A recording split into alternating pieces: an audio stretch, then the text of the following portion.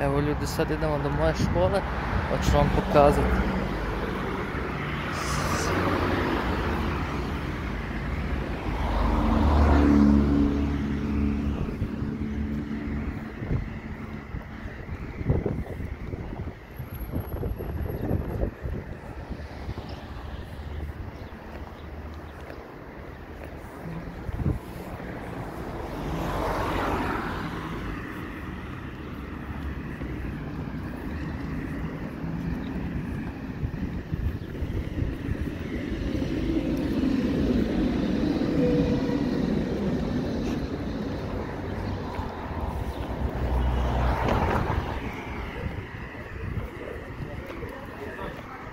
Dobro, evo još malo pa smo do moje škole, pa ću vam sad pokazati sve.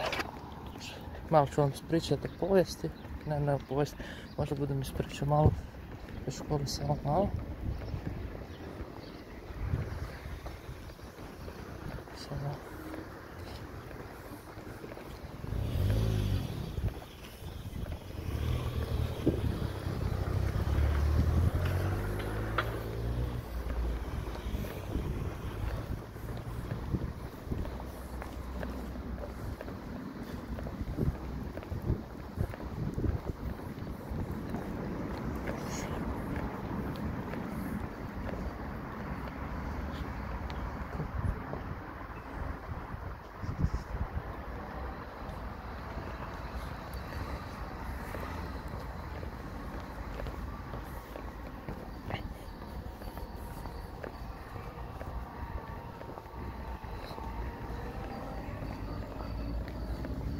Znači, ovo tu je moja škola, sad se baš ne vidi, ali doći ću bliže.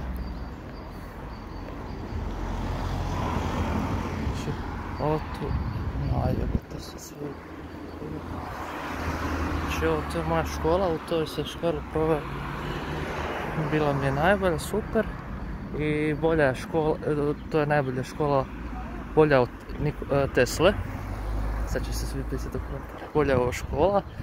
Ko kaže da ta škola zakon, on je u krivu.